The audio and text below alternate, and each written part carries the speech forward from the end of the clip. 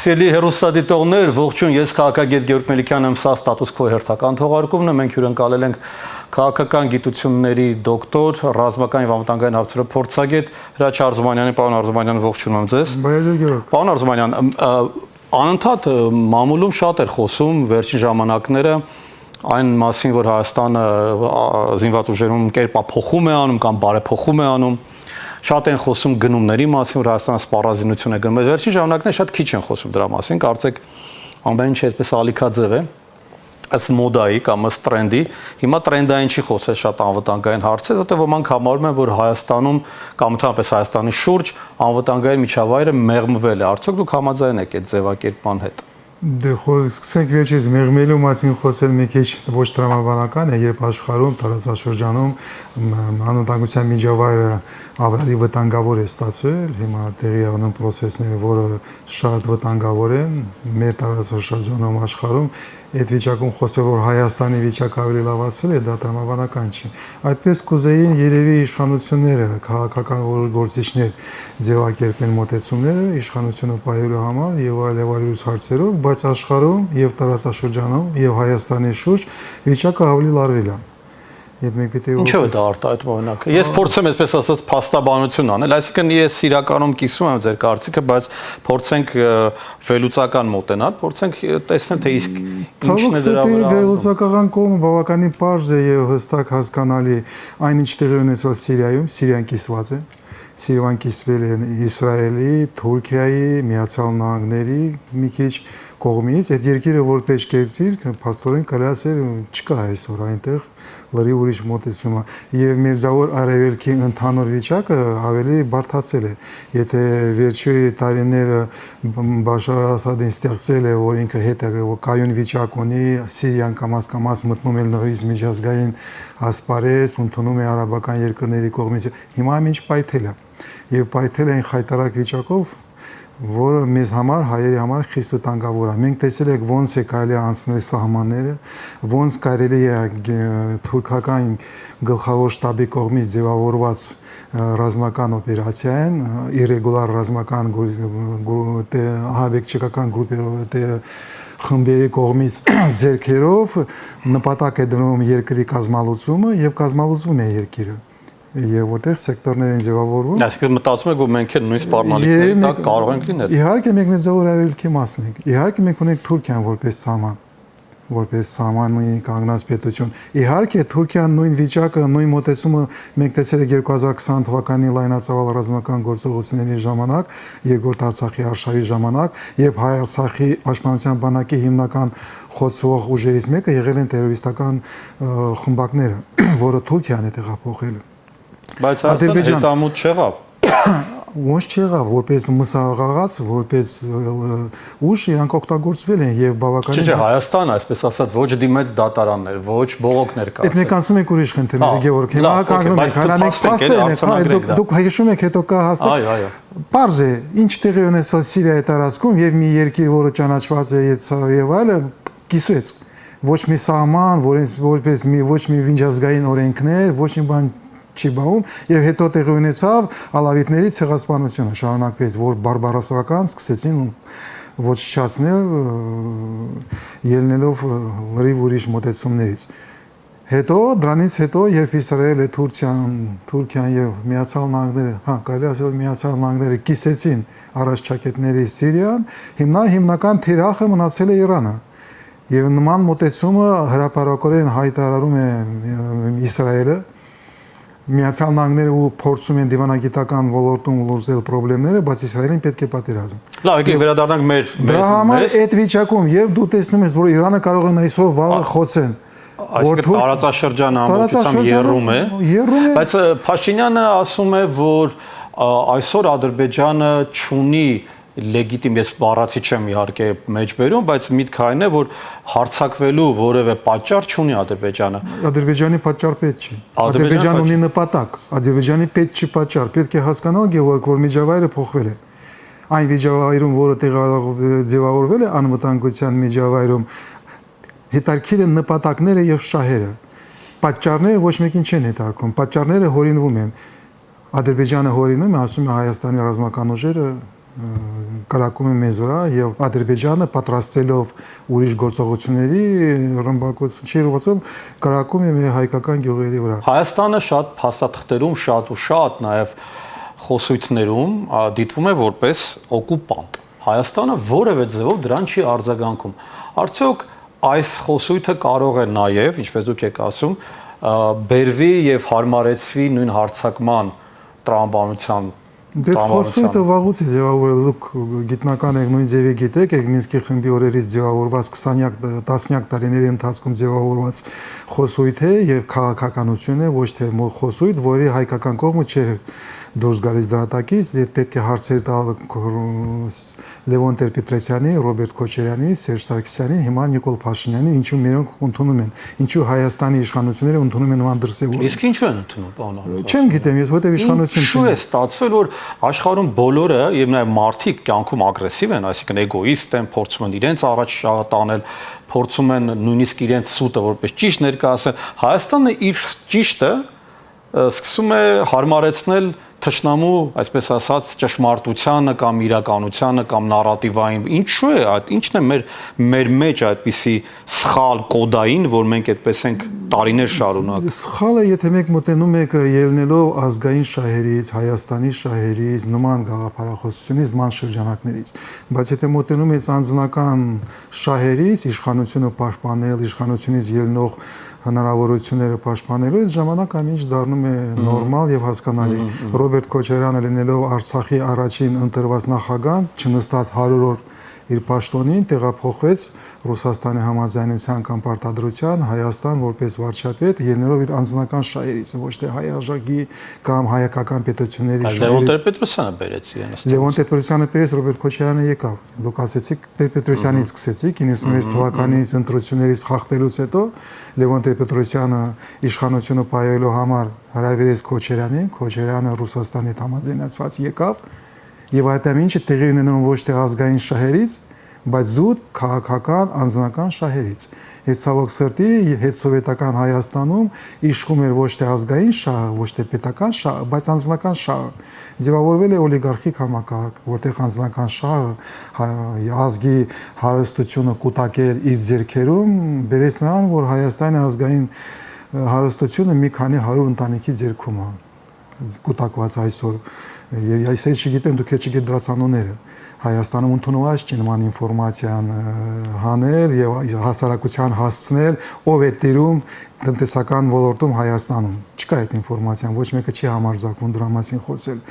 Եթե տենց ես մոտենում, ամեն ինչ դառնում է տրամաբանական, հասկանալի, բայց ընդունելի հայկական պետականությունը պաշտպանելու, զարգացնելու, հայ ազգի ազգային շահերը զարգացնելու ոլորտից։ Դրա համար մենք կանգնած ենք խիստ անհրաժեշտության առջև, այս խնդիրները, որի մասին մենք խոսում ենք, դրանք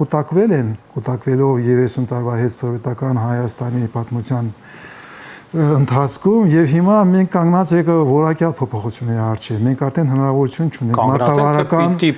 պիտի փոխենք մարտավարական քայլերով, էվոլյուցիոն ճանապարհով մենք այդ հնարավորությունը չունենք։ Մենք ստիպված ենք գնալ կտրուկ որակյալ փոփոխություններին, որը տեսնում եք այդ նախադրյալները։ Ես որպես գիտնական եմ ասում հիմա, այդ փոփոխությունները կարող են տեղի ունենալ կամ փոխակերպման մեթոդներով, վերափոխման կերպով, եւ դու վերափոխում ես քո պետականությունը, հասկանալով, որ հետսովետական Հայաստանը վերջացել է, այսպես ապրել չի լինի, այսպես ապրելով հայ ազգը վերջացնելու է իր կայունությունը, շարունակական պատմությունը հայկական լեռնաշխարհում, ամեն ինչ վերջանալու է։ Մորթելու են, ոնց մորթել են մեծ եղերնից Եվ աշխարհը չի արձագանքելու Աշխարհը չի արձագանքում ոչ ալավիտների նկատմամբ, ոչ Ուկրաինայում ինչ տեղի է ունենում, դրա մասին չեն խոսում։ Դա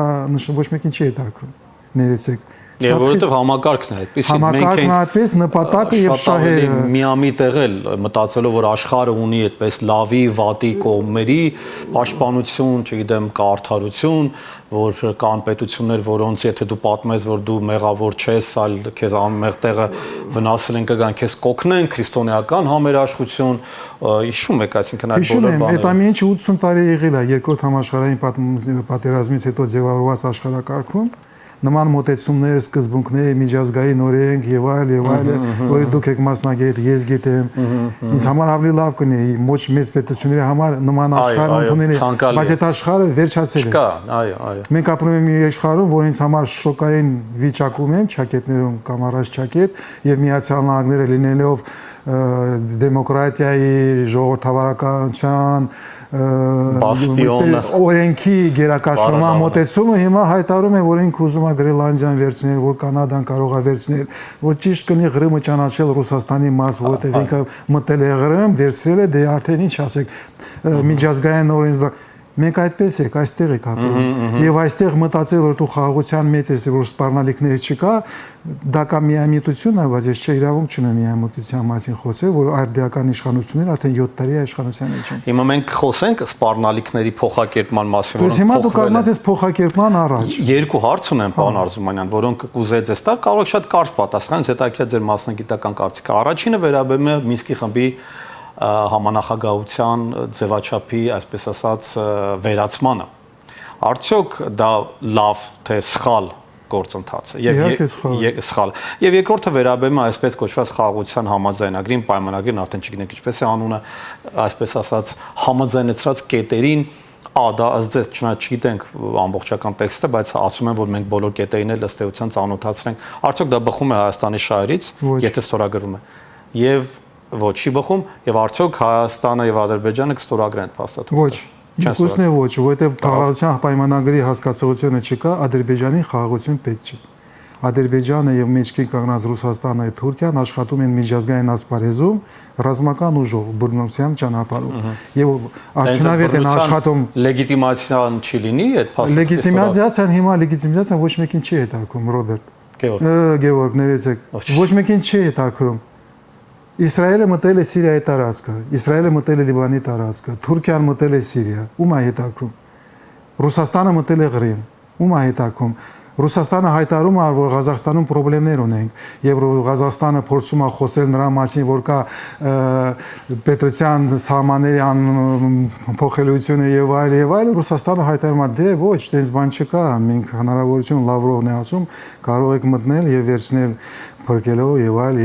Այս վիճակում ինչ միջազգային օրենքների մասին ես դու խոսում։ Դու իրավունք չունես լինելով ոչ մեծ պետություն, այս վիճակում դու իրավունք չունես փորձել հույսեր բարել կամ հիմնվել միջազգային օրենքների վրա։ Դրանք չեն աշխատում։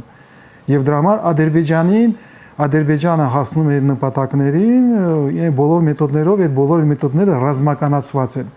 Տեղեկատվականությունը ռազմականացված է։ Դիվանագիտակցությունը հիբրիդային դա։ Դիվանագիտության մեթոդները ռազմականացված են։ Դա բոլորը ռազմական գործողությունների շարունակություն է ուրիշ ասպարեզներում։ Դուք եք մասնագետ։ Այո, ես դրա համար եմ ուզում, որ մենք այսօր մի փոքր խոսենք համապարփակի մասին, համապարփակ անվտանգության։ Դուք այն բացառիկ մասնագետներից եք, որին կարելի է համարել այդ գաղափարախոսությունը Հայաստան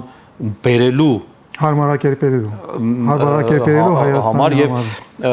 կուզեի որ մի փոքր դրա մասին մեր հեռուստադիտողներին ավելի մանրամասնացի։ Նախ արդյոք Հայաստանում այս համակարգը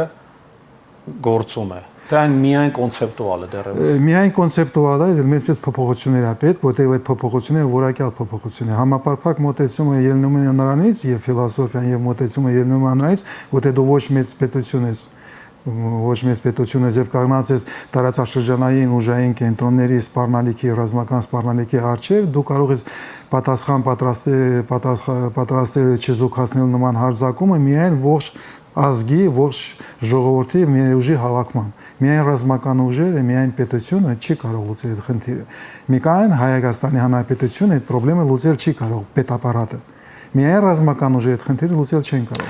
Դրա համար չի կարող թե այս կառավարմամբ, նկատի չեմ իշխանության, այս համակարգի պայմաններում չի։ Համակարգը չի աշխատում, դրա մասին չեք խոսում, բայց եթե մտածեք ենթադրեք, որ ունես փայլուն համակարգ, ունես փայլուն ռազմական ուժեր, միայն պետությունը, որը ազգի ընդամենը 2 կամ 5%-ն է կազմում, Հայաստանում ասենք ավելի մեծն է 5%-ն է ազգի ներուժը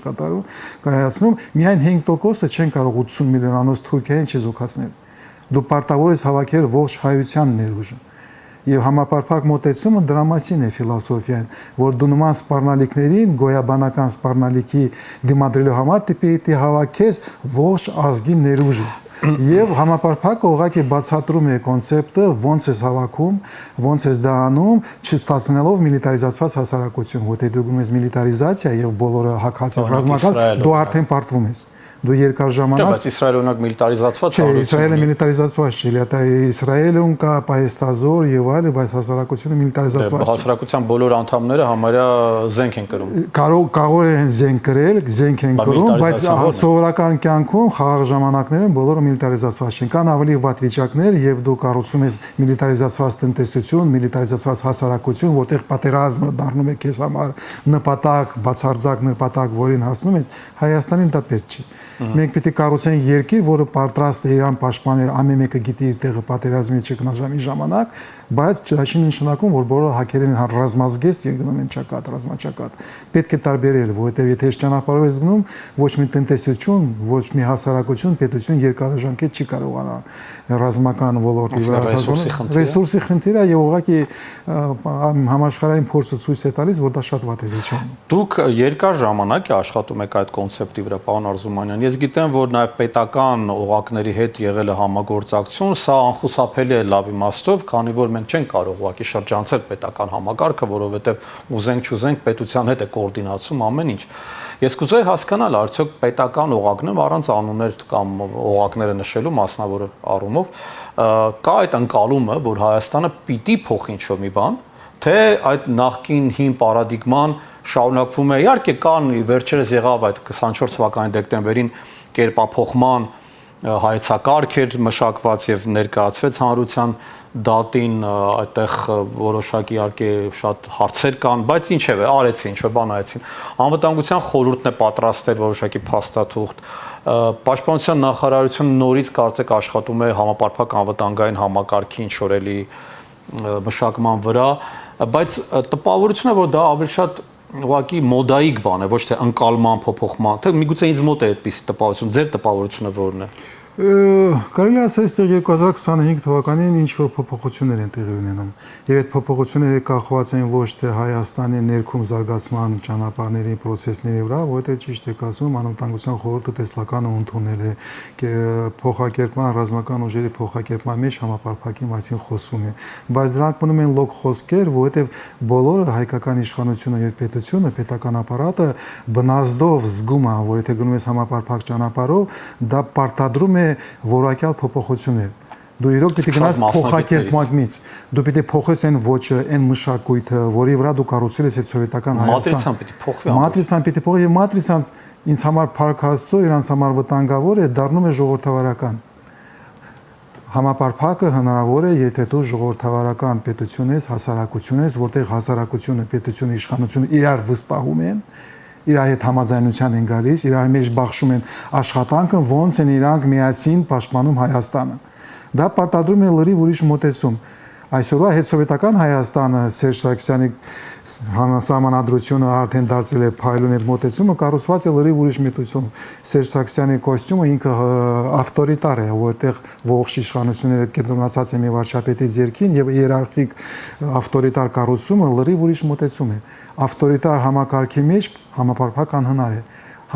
Ավտորիտար երկրում դու կառուցում ես տոտալիտար պետություն, կառուցում ես Հյուսիսային Կորեա,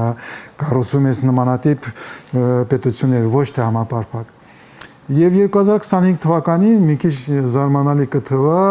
ուկրաինական պատերազմի հետևանքով Եվրոպան հասկացել է, որ ինքը նույն ձևի անվտանգության համակարգը պիտի փոխի։ Այն մոտեցումով ինք ունեցել է հետ սառը պատերազմից հետո չի համապատասխանում եւ իրանք հասկացել են, որ մոտեցումները պիտի լինեն համապարփակ։ Եվ հիմա եւ Վելիկաբրիտանիան, եւ Ֆրանսիան, եւ Գերմանիան փորձում են հասկանալ ոնց փոխակերպեն իրենց անվտանգության համակարգը, որը պետք է դառնա ավելի համապարփակ։ Եվ Ֆինլանդիան եւ Շվեյցարիան երկու նոր ՆԱՏՕ-ի անդամները հիմա փաստորեն մշակում են կոնցեպտը, ոնց համապարփակը դառնա եվրոպական մնացած երկրների համար։ Եվ դրա համար հայկական իշխանությունները Եվրոպայից եւ Միացյալ Նահանգներից փորձագետների մակարդակով առնվազն փորձագետների մակարդակով ավելի բարձր, ես չգիտեմ իշխանության մաս չեմ, ստացել են եզրակացություն, որ Հայաստանը ուրիշ ելք չունի բացի համապարփակից, որ հասարակությունը, փորձագետները 3-4 տարի արդեն խոսում են դրա մասին իշխանության համար իրանք հնարավորությունների շղթել այդ ճանապարհը չնայել, որովհետև դա փոխակերպում է, որ վտանգավոր է իշխանության համար։ Հիմա իրանք ստիպված են։ Որտեղ իրենց պետք է փոխեն, սկսենք դրանից, ասենք համակարգը հենց իշխանության մասին է։ Իշխանությունը պետք է փոխի իր հարաբերությունը հասարակության հետ, պետք է վստահությունը, որ 2018 թվականին է վերականգնես։ Դու դարձել ես իշխանություն վստահության վրա, հայ ժողովուրդը քեզ վստահել է փոխակերպումը, հեղափոխություն անելը, խոսել է Թավշյա հեղափոխության մասին, բայց տեղի ունեցել է իշխանափոխություն։ Եվ դու պետք է դրան գնաս, ոնց ես գնալու է ուրիշ խնդիր է։ Բայց այդ եզրակացության եկել է նաև ուժային կենտրոնները Հայաստանի նկատմամբ եւ ընդհանրապես անվտանգության միջավայրը եւ տարածաշրջանային եւ գլոբալ ստիպում է քեզ գնալ այդ ճանապարհով։ Դրա համար ես հույս ունեմ, որ եւ ռազմական ուժերը, ռազմական հաստատությունները եւ մնացած պետական հաստատությունները ի վերջո ստիպված են լինելու գնալ համապարփակ ճանապարհով, համապարփակ տանող ճանապարհով։ Կարծում եք, որ համապարփակի պարագայում իսկապես իշխանությունը ըստ էության ինքը պետք է գնա իր դեմ, որովհետև այդ ամբողջ բյուրոկրատիան, սխալ կառավարումը, ոչ արդյունավետ կառավարումը հենց վերաբերում է իշխանությանը, իշխանական կառավարման մոդելին։ Հետևաբար ինքը պիտի փոխի ինքն իրեն, բայց ինքը կգնա այդ ճանապարհով։ Ես սովորաբար Գևորգ փորձում եմ տարանջատել եւ նայել 3 հատ հիմնական հետաքրքրված կողմերը նման process-ների մեջ։ Առաջինը հիմնական ինձ համար դա հասարակությունն է, ժողովուրդն է, երկրորդը պետական հաստատություններն են եւ երրորդը քաղաքական համակարգն է, իշխանությունն է։ Կա իշխանություն, քաղաքական համակարգ, կա պետություն, պետական հաստատությունը եւ կա հասարակություն, որը ընտրում է եւ վերահսկում այս երկուսին։ Քաղաքական համակարգը պիտի փոխվի, պետական պիտի փոխվի, պիտի փոփոխություններ ունենա, բայց պետական համակարգը ցիկլները 5 տարվա մեկ են գնում, ընտրությունների ժամանակ դա ավելի հեշտ է կարող փոխել եւ իշխանությունները այստեղ ամենից հեշտ փոխվողն են։ Եթե Նիկոլ Փաշինյանը մի անգամից հասկանա, որ ուրիշ ելք չունի եւ փորձի փոխվել, Նիկոլ Փաշինյանին կազմակերպել համապարփակի անցում ամենից հեշտը կլինի։ Պետական հաստատությունները, բյուրոկրատիան փոխել ավելի դժվար է։ Պահանջվում է 10-15 տարի, որ կարողանաս պետական դիսցիպլինը փոխել այդ ամենը, որտեղ բյուրոկրատիան ի սկզբանե իներցիոն է։ Ինքը պետք է ինովացիոն լինի, ինքը պետք է դիմադրի փոփոխությունների, ինքը իրավունք չունի շուտ փոխվել։ Եվ այդ ավելի դժվար process է, բայց եթե իրանց համոզես, որ ուրիշ ելք չկա, այստեղ դու 10 տարին կարող ես սեղմես, հասկանալով, որ գոյաթևական, ավենժուտ գոյաբանական սպառնալիքների ռազմական կանած ես, եւ նույն բանակում կարելի է սկսել փոփոխություններ, որը 5 տարուց հետո արդյունքներ կտան, 10 տարուց հետո կվերջանային։ Հասարակությունը սովորաբար ամենից դժվարն է լինում, որտեղ հասարակությունը փոխելու համար պիտի սերունդ փոխվի։ 20 տարի պիտի անցնի, երբ գա նոր սերունդ, որը կարողանաս փոխես։ Հայաստանում տարօրինակ վիճակ է։ Հայաստանում հասարակությունը պատրաստ է փոխվել։ Այսօր սկսել փոխվել։ Պետական մարմինները, պետական հաստատությունները, ես զրույցում եմ գնդապետների հետ, մնացածների տեսնում եմ իրանք պատրաստ են սկսել փոխվել։ Բայց ես չեմ կարողանում գտնել իշխանության մեջ անձնավորություններին, որոնք պատրաստ են եւ հասկանում են միայն անվտանգության խորհրդի քարտուղարն է, որը հասկացել է ճանապարհի անհրաժեշտությունը, որի հետ ես կարող եմ ասել անձնական խնդրեմ չկա, ինքը այդ գաղափարները ընդունել է, բայց մնացած իշխանությունը, հիմնական իշխանությունում ես չեմ տեսնում ցանկություն եւ պատրաստություն գնալ այդ ճանապարհով։ Ավելի շուտ այն անձնավորությունները, որ ընդունում են այդ գաղափարները, պետությունը իշխանությունից դուրս են եկել, դուրս են։ Պարոն Արզուման, իմ վերջին հարցը, եթե կարելի է հնարավորինս կարճ, բարդ հարց է, բայց կարճ եթե կարելի է։ Հայաստանը ունի հիմա կա կարծիք, որ Հայաստանը գնում է դեպի արևմուտք եւ նաեւ դա վերաբերում է ռազմական ոլորտին, որ Հայաստանը այլևս չի համագործակցում Ռուսաստանի հետ, գնումներ չկան եւ Հայաստանը ամբողջովին անգլերեն ասում են shift, այսինքն փոփոխություն է կատարել վեկտորային դեպի արևմուտք, վերապատրաստումներ, հանդիպումներ, Հնդկաստանից են ահավասիկ ինչ որ բաներ գնում Ֆրանսիայից, դա այդպես է թե ոչ։ Չէ, իմ կարծիքով ոչ, ես ավելի շուտ մնում եմ այս հարցում Նիկոլ Փաշինյանի դրսևորման կողմնակից, Նիկոլ Փաշինյանը հայտարարել է, որ Հայաստանը ռազմավարական փոխադարձ չի արել։ Հայաստանը մնում է Եվրասիական ալյանսների, Եվրասիական տրամաբանության մեջ։ Փոփոխությունները տեղի չեն ունեցել։ Դրա համար մնացածը իմաստ չկա իմ կարծիքով խոսել։ Այդ փոխակերպումը եւ շրջադարձը դեպի արևմուտք պետք չի դեպի արևմուտք։ Ես կուզենայի ուրիշ ձևավորել խոսույթ ուրիշ պետք է լինի, որ մենք պիտի անենք շրջադարձ դեպի Հայաստան, մենք պիտի դառնանք հայակենտրոն։ մենք պիտի դառնանք մի երկիր, որը իր հույսերը, իր ասպագան կապում է Հայաստանի հայ ժողովրդի։ Ես չեմ ուզում արևամետ լինել, հյուսիսամետ լինել, հնդկամետ լինել։ Ինձ համար դա անընդունելի է։ Ես հայակենտրոն եմ, ես ուզում եմ տեսնել հասարակական եւ քաղաքական գործիչներ պետականան միահաստատություններում աշխատող իշխանություններում, որոնք հայակենտրոն են եւ կռիվը գնում է իմ եւ քո մեջ, դու ոնց ես տեսում այդ հայակենտրոնը ոնց պիտի անեք, ես ասեմ այսպես, դու ասում ես ճակետներում ասում լիբերալ ես, ես ավելի կոնսերվատիվ եմ, մենք կռվեք դեր հարցերի մեջ։ Մեր նպատակը պիտի լինի կառուցել ազատ, անկախ, միացյալ Հայաստան եւ դա պարտադրում է հայակենտրոն կենտրոնացում Հայաստանի վրա պետք չէ հույսերը որի հետ կապվել մոտիկա 5 տարվա ընթացքում առնվազն։ Շնորհակալություն պարոն Արզումանյան։ Շնորհակալություն նաև ձեզ, դուք հետևեցիք մեր այս քննարկմանը, որին հրավիրեցինք ռազմական եւ անվտանգային հարցով փորձագետ, քաղաքական գիտությունների դոկտոր Հրաչյա Արզումանյանին։ Ձեզ հետ էր քաղաքագետ Գևորգ Մելիքյանը, հաջողություն ձեզ։